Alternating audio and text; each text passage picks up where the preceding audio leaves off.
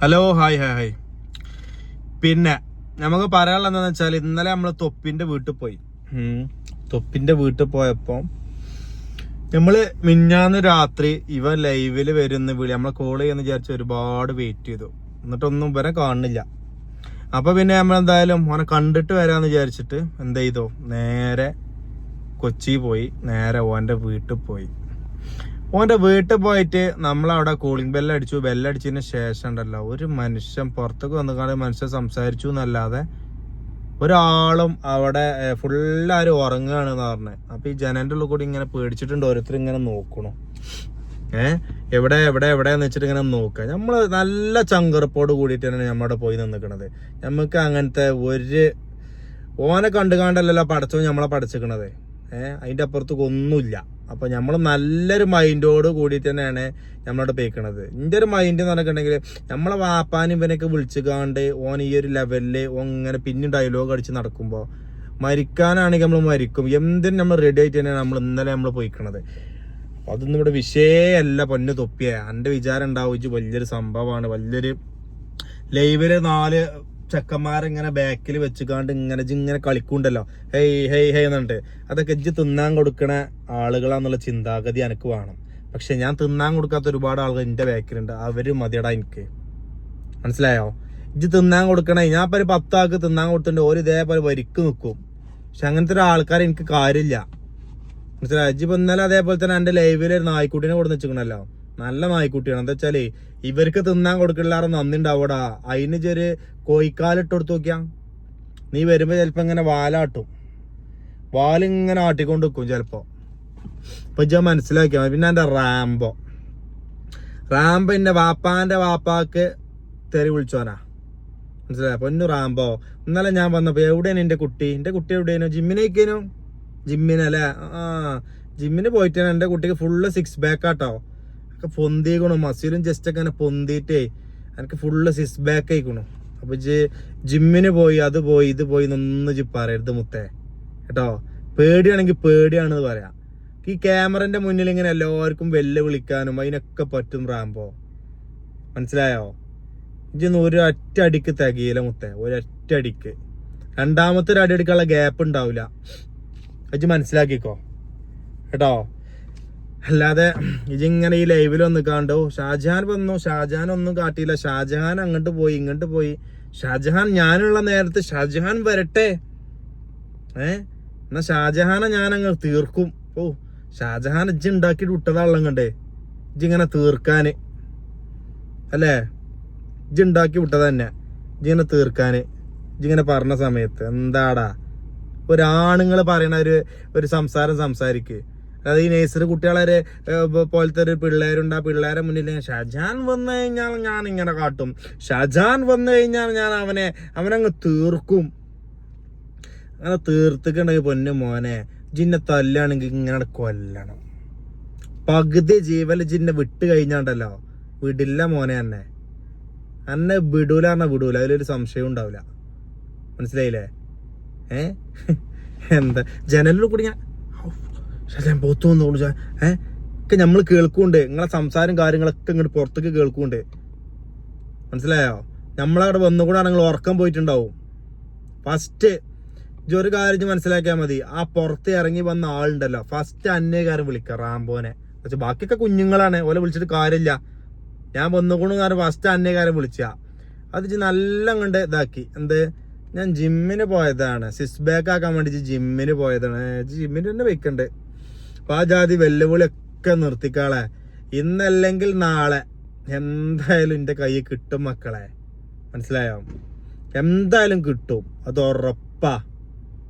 അപ്പൊ അതിനെ പറ്റിയൊന്നും നിങ്ങൾ പേടിക്കണം. നിങ്ങളൊരു നേലായിട്ട് തന്നെ നിങ്ങളെ കൂടെ ഇങ്ങനെ ഉണ്ടാവും, ഒരു സംശയവും അതിൽ വേണ്ട, മനസ്സിലായോ?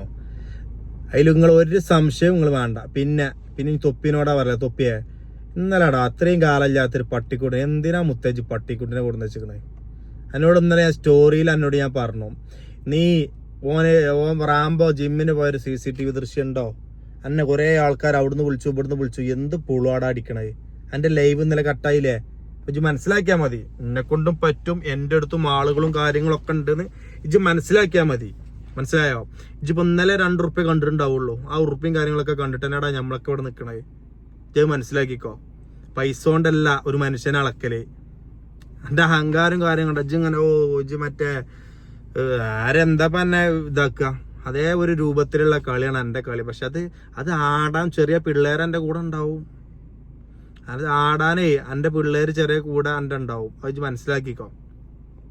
ഇപ്പൊ എനിക്ക് ചിലപ്പോ എന്റെ ബാക്കിൽ 4 ആളെ നിർത്താനും ഒരു പട്ടിക്കുട്ടിനെ കൊണ്ടുവന്നിട്ട് ഇന്നെ പേടിപ്പിക്കാനൊക്കെ കഴിയും. പിന്നെ ഇജ്ജ് പറഞ്ഞു പിന്നെ താറും കാര്യങ്ങളൊക്കെ ഞാൻ അടവിനെടുത്ത് കാണാൻ നടക്കണേ. ഞാൻ എന്തോ ആയിക്കോട്ടെ, ഞാൻ തേപ്പ് പണിക്ക് പോവാ മുത്തേ. 700 ഉറുപ്പ്യ 600 ഉറുപ്പ്യ തേപ്പിന്റെ പണിയില്ലേ, അതിന് പോവാണ്. എനിക്കിപ്പോ എന്റെ സമ്പാദ്യം എന്താ, എന്റെ ബാധ്യത എന്താ, അല്ലെങ്കിൽ ഇന്റത് എന്തൊക്കെ വെച്ചാൽ അന്നെ തെളിയിച്ചേണ്ട ആവശ്യമൊന്നുമില്ല. അന്നെ പോലെ സ്ട്രീമും ചെയ്ത് കാണണ്ട, അല്ലെങ്കിൽ മറ്റേ ഈ ചെറിയ പിള്ളേരെ 50 ഉറുപ്പ്യ 40 ഉറുപ്പ്യ നക്കിക്കാണ് നടക്കുന്ന പരിപാടിയല്ല. അന്തസ്സായിട്ട് അധ്വാനിച്ചുണ്ടാക്കിയിട്ട് തന്നെയാണ് ഈ ഷാജാൻ ജീവിക്കണത്. ഇജ്ജ് മനസ്സിലാക്കിക്കോ കേട്ടോ, ഇജ്ജ് മനസ്സിലാക്കിക്കോ. അല്ലാതെ അന്നെ പോലെ ഈ 40 50 ഞാൻ 100 അയച്ചു, 200 ദറംസ് അയച്ചു, മറ്റേതയച്ചു ഇതയച്ചു എന്ന് പറഞ്ഞാണ്ടേ അന്നെപ്പോലെ ഈ ചെറിയ പിള്ളേരെ ഓലെ ഓരമ്മാരെ എത്തുന്നു വാപ്പാരെ എത്തുന്നു ഓലെ ഗൂഗിൾ പേ ഒന്നും മോഷ്ടിച്ച് കാണ്ട് എനിക്ക് അയച്ചിരുന്നത് ആ പൈസ കൊണ്ട് പവർ എടുക്കലല്ല. ഞാൻ അന്തസ്സായിട്ട് പണിയെടുത്താ ജീവിക്കണം, നിന്നെ പോലല്ല. ഇജ്ജ് മനസ്സിലാക്കിക്കോ. പിന്നെ ഇന്നലെ ഞാൻ അങ്ങോട്ട് വന്നില്ല, എൻ്റെ വീട്ടിലേക്ക് വന്നില്ല. ഓക്കെ, സംഭവം ശരിയാണ്, എൻ്റെ വീട്ടിലേക്ക് വന്നില്ല. ഓക്കെയാണ് ഇജ്ജ് പറഞ്ഞത്. അതെന്താ സംഭവം എന്നറിയോ? എനിക്ക് എൻ്റെ ബാക്കിൽ ഇങ്ങനെ നടക്കല്ല എൻ്റെ പണി എൻ്റെ ബാക്കിൽ നടക്കലല്ല. മനസ്സിലായോ? പക്ഷെ ഇതൊന്നും ഇങ്ങനെ താറട്ടട മുത്തേ തരാ. വെയിറ്റ് ആക്ക്, കിട്ടും. ആ കിട്ടുമ്പോ എന്തായാലും പബ്ലിക് അറിയും ചെയ്യും. അതിനിപ്പോ എന്തായിക്കോട്ടെ എങ്ങനെ ആയിക്കോട്ടെ ഏത് രൂപത്തിലാണെങ്കിലും ഞാൻ മുന്നോട്ട് പോവുകയും ചെയ്യും. മനസ്സിലായോ? വായത്തവള അടിക്കാൻ ഏതാക്കും പോയിക്കൂടാ. ക്യാമറയിൽ കൂടി ഇങ്ങനെ കടന്ന് പറയാൻ ആർക്കും കഴിയും. പക്ഷെ പ്രവർത്തിച്ച് കാണിക്കണം. അവന്റെ അടുത്താണ് ചങ്കൂറ്റുണ്ടാവുക. അതെന്താന്നുള്ളത് എനിക്ക് നമ്മൾ പറഞ്ഞു തരണ്ട കേട്ടോ.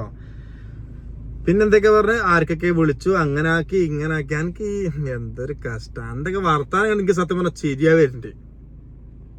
കുറെ ആൾക്കാർ ഇങ്ങനെ പിന്നിൽ വെച്ച് കണ്ട് ഇങ്ങനെ ഞാൻ അങ്ങനെ ആക്കി, ഞാൻ ഇങ്ങനെ ആക്കി. പൊന്നു തൊപ്പി, നീ എങ്ങനെ ആക്കിയിട്ടും ഒരു കാര്യമില്ലടാ. വാപ്പാനെ പറഞ്ഞുകൊണ്ടെങ്കിൽ അത് കൊടുക്കാനും എന്നെ കൊണ്ട് പറ്റും, എന്തായാലും പറ്റും. എന്നാലും എന്താ ലൈവില് അത്ര ധൈര്യം ഉണ്ടെങ്കിൽ ഷാജാൻ വീട്ടിലേക്ക് വറ്റാന്ന് വെല്ലുവിളിക്കേനു. എന്തേനു എന്താ വിളിക്കേനു? ഇജ്ജ് പറയാൻ എനിക്ക് ധൈര്യം ഉണ്ടെങ്കിൽ ഇജ്ജ് എന്റെ ലൈവില് പറയാം. അത്ര ധൈര്യം ഉണ്ടെങ്കിൽ ഷാജാനെ ഇജ്ജ് വീട്ടിലേക്ക് വാടാന്ന് പറഞ്ഞ എന്നെ വിളിക്ക്. ധൈര്യം ഉണ്ടെങ്കിൽ വിളിക്ക്. എന്താ ഇജ്ജ് വിളിക്കഴിഞ്ഞു? കേസാവിച്ചിട്ടോ? പേടിയാ ബേജാറാ എനിക്ക്. അപ്പൊ ആ ജാതി വെല്ലുവിളി ഒന്നും ഇങ്ങോട്ട് വിളിച്ചണ്ട. ഇനി എന്ത് എപ്പ ലൈവ് ഇട്ടോട്ടെ എങ്ങനെ ആയിക്കോട്ടെ, എന്റെ ലൈവ് ഇട്ട ആ സമയത്ത് തന്നെ എന്റെ സ്റ്റോറിയിൽ ഞാൻ അപ്പൊ തന്നെ ഞാൻ ലൈവ് ഇടും ചെയ്യും. എനിക്ക് പറയാനുള്ള കേസ് അപ്പൊ തന്നെ ഞാൻ ആ ലൈവ് തന്നെ പറയും. എപ്പായിക്കോട്ടെ എന്തായിക്കോട്ടെ, മനസ്സിലായോ?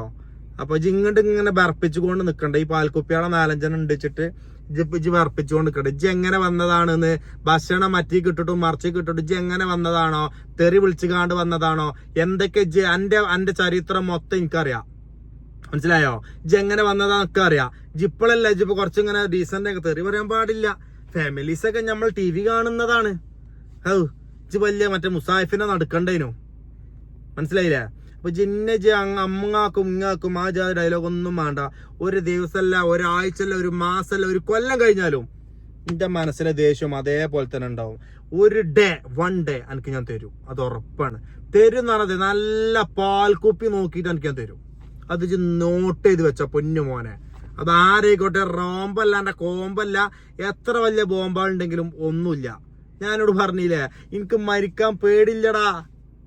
എനിക്ക് മരിക്കാൻ പേടിയില്ലെങ്കിൽ പിന്നെ എന്താ, നമ്മളെ ലാസ്റ്റ് ഒരു ഘട്ടം എന്ന് പറഞ്ഞാൽ നമ്മൾ അതിലേക്കാണ് എത്തുക, മരണം. അതിന് എനിക്ക് പേടിയില്ലെങ്കിൽ പിന്നെ എന്താടാ എനിക്കുള്ളത്? പിന്നെ ഒരു കോപ്പില്ല പൊന്നു തൊപ്പിയെ. അപ്പൊ എഴുതി വെച്ചോ, വെയിറ്റ് ആൻഡ് സീ.